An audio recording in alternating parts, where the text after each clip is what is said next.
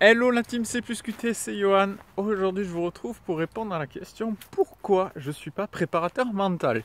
Ça va peut-être vous choquer puisque je vous donne des tas et des tas de conseils sur la préparation mentale, mais je ne me considère pas comme un préparateur mental. Je vais vous expliquer pourquoi. Déjà un préparateur mental, donc je vais prendre quelqu'un qui est passé par STAPS, qui a fait sa formation classique on va dire. C'est quelqu'un qui va utiliser des outils pour trouver du relâchement, pour être plus détendu, pour travailler un petit peu mentalement. Comme l'imagerie mentale, qui va travailler avec la respiration, qui va travailler avec la fixation d'objectifs, qui va travailler avec des tas d'outils. Et tous ces outils, moi je les utilise également et je vous en donne quelques-uns dans les vidéos que je vous partage aujourd'hui. Mais pour moi, à un moment donné, ça peut avoir ses limites en fait, de juste travailler avec des outils comme ça. Parce que à un moment donné, en fait, et vous avez peut-être déjà constaté ça, vous avez beau avoir les outils, vous avez beau savoir qu'il faut faire des rituels, qu'il faut avoir un discours interne positif, qu'il faut avoir une bonne posture sur le terrain, etc. Vous avez beau savoir tout ça, peut-être que vous n'arrivez pas du tout à le mettre en place en match. Okay, et il y a beaucoup de personnes qui ont également, qui savent que la cigarette ça les détruit, qui ont envie vraiment d'arrêter de fumer, mais pourtant qui n'y arrivent pas. Mais là c'est un petit peu exactement la même chose. Donc je vais vous donner un exemple très concret. La dernière fois j'étais en coaching avec un joueur. Et on voit que quand il jouait, il était complètement en apnée. Il était tout le temps en apnée et ça lui bouffait de l'énergie. Et du coup, ça jouait sur son activité physique en fait. Et il me dit, bon, on met en place la respiration. Donc je lui donne des conseils, des techniques pour mieux respirer en frappant, pour mieux respirer entre les points, etc. Puis ça commence à super bien marcher. Il est super content. Sur quelques entraînements, il me dit c'est génial. Et je lui dis, écoute, maintenant on va aller tester ça en match. Et on part sur un match, je vais le voir. Et au début du match, et déjà son intention, super important, allez voir la vidéo pourquoi tu rentres sur le terrain si vous ne l'avez pas vu.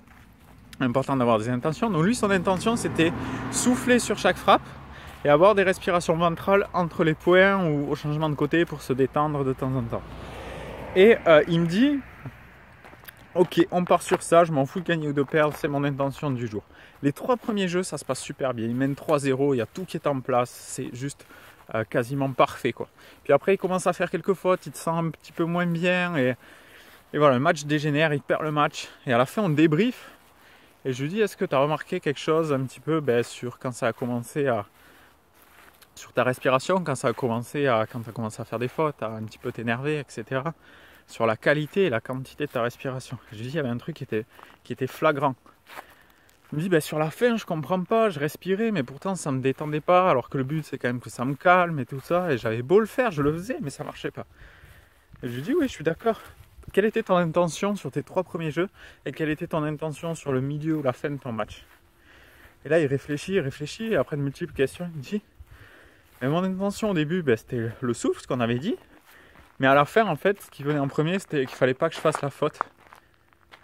Donc en fait ce qui s'était passé c'était que son inconscient avait repris le dessus, ses croyances limitantes avaient repris le dessus et en intention numéro 1 c'était il faut pas que je fasse la faute et en intention numéro 2 c'était le souffle. Donc ce qui se passait c'est que il frappait sa balle avec cette croyance il faut pas que je fasse la faute et il soufflait après la frappe, ce qui avait quasiment plus aucun intérêt en fait. Donc voilà pourquoi en fait des fois vous allez beau avoir les outils mais votre inconscient, vos croyances limitantes, vos charges émotionnelles vont reprendre le dessus et vous avez l'outil mais vous n'arrivez pas à l'utiliser. C'est pour ça que moi je ne me considère pas comme un préparateur mental et que je vais travailler beaucoup plus en profondeur sur vos croyances limitantes, sur les charges émotionnelles, sur tout ce qui se passe un petit peu en vous. Parce que moi mon but en fait, au-delà de vous donner des outils et au-delà que vous ayez des résultats tennistiques, c'est d'avoir des joueurs et des joueuses qui sont épanouis, qui comprennent un petit peu comment ils fonctionnent intérieurement, qui sachent accueillir leurs émotions, qui sachent se donner de la valeur. Et toutes ces choses-là, en fait, ça va leur permettre de se construire. Parce que pour moi, si on veut avoir des résultats dans son tennis ou dans sa vie, c'est en 1, le je suis, en 2, le je fais, et en 3, le j'ai. Et si vous voulez avoir des résultats, vous devez travailler sur le je suis.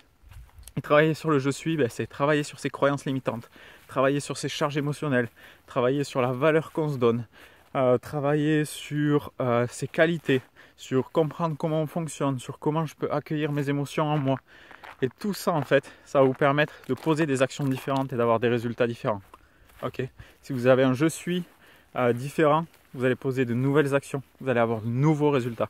Ça j'en ai déjà parlé. Donc Ça, c'est quelque chose qui est super important pour moi, d'aller faire ce travail en profondeur et d'avoir des personnes, au-delà qu'il y ait des nouveaux résultats, c'est des personnes qui se transforment, des personnes qui savent se donner de la valeur, qui savent se connaître, et etc. Voilà, ça c'est quelque chose qui est ultra important pour moi, et de les amener surtout à l'autonomie à un moment donné, c'est-à-dire qu'elles aient quasiment plus besoin de moi pour pouvoir avancer, qu'elles aient compris, ben, ok, là c'est mon inconscient qui prend le dessus, je peux travailler, je peux changer ça, je peux prendre du recul par rapport à ça, etc.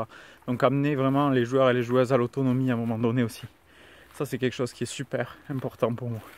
Donc voilà, des fois vous aurez beau avoir les outils, je vais beau vous avoir donné les outils, ben, si vous ne connaissiez pas et vous testez, ça va marcher, ok, nickel. Mais si derrière il y a de la charge émotionnelle, si derrière il y a des croyances, l'outil servira quasiment à rien. Donc tout ce qui est rituel, posture, etc., ça ne pourra pas marcher. Mais il faut les deux. Plus on va travailler sur ce qui se passe à l'intérieur, plus on va pouvoir utiliser les outils. Et les outils sont également super importants parce qu'ils peuvent vraiment faire une grande différence. Voilà ce que j'avais envie de vous partager aujourd'hui. Voilà pourquoi je ne me considère pas comme un préparateur mental, même si j'utilise quand même certains outils. Si vous avez aimé la vidéo, mettez-moi un pouce bleu, partagez, commentez la vidéo, abonnez-vous à la page Facebook ou à la chaîne YouTube pour recevoir toutes mes vidéos. Et nous on se retrouve demain dans la prochaine vidéo. Ciao!